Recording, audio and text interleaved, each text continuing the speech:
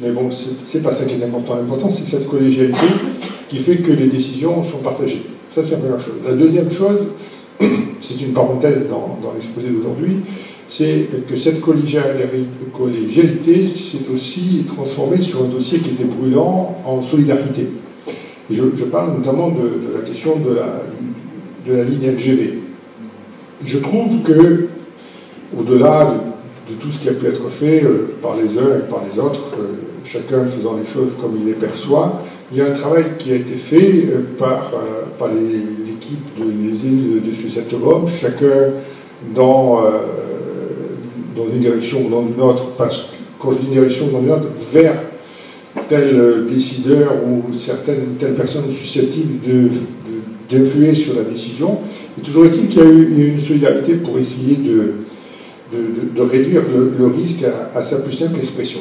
Réduire le risque à sa plus simple expression, si vous voulez, il y a deux risques. Enfin, il y a deux niveaux dans le risque, pardon. Le premier, qui en fait est le dernier, c'est la construction de la ligne. On ne sait pas quand ni comment, mais on sait que le jour, ça risque d'arriver.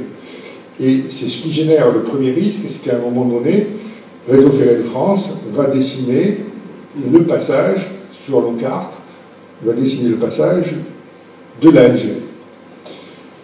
Alors aujourd'hui, si vous voulez, il y a un certain nombre de points qui ont été, je dirais, un peu plus mis en avant. Tout ce qui se passe autour de la gare de Saint-Charles, pour favoriser aussi un certain nombre de liaisons entre la gare de Saint-Charles à Marseille, l'aéroport, et faciliter la desserte des trains entre Aix et Marseille.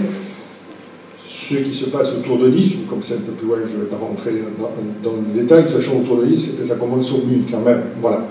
Et puis, il y a tout le reste, et notamment ce tracé de notre région. Je dois dire que la dernière séance de travail que nous avons eue avec Réseau Ferré de France, en présence des élus de Suisse-Saint-Thomas et de Josette Ponce, qui est la députée de cette partie très à l'ouest du département, cette réunion a été, je dirais, plus que rassurante. Alors, je pourrais vous dire, elle est tout à fait rassurante, mais quand les choses seront signées, je pourrais vous le dire. Mais j'ai vraiment l'impression, enfin je parle sous contrôle Jean Granet, parce qu'il m'accompagnait à cette réunion, que Réseau Ferré de France a été très attentif à la façon dont nous avons effectivement évoqué les différents problèmes, ou les problématiques si vous préférez, et qu'il y a un réel effort d'atténuation des impacts. Puis quand je parle d'atténuation, c'est plus que de l'atténuation, c'est vraiment une grande modification, et que donc, je dirais, les choses vont dans la bonne voie, si vous me permettez, je parlais de la LGV. Ceci étant dit, il faut rester vigilant, je ne vais pas raconter des salades en disant c'est bon, allez, on peut dormir tranquille, mais les choses vont bien évoluer. Et je pense qu'on va continuer de travailler avec un Réseau Ferré de France, sans tambour ni trompette, pour essayer d'aboutir à ce qui sera le plus satisfaisant et en tout cas le moins pénalisant pour à la fois les différents maires qui sont là autour de la table, mais surtout leur population et le paysage dans lequel ils vivent.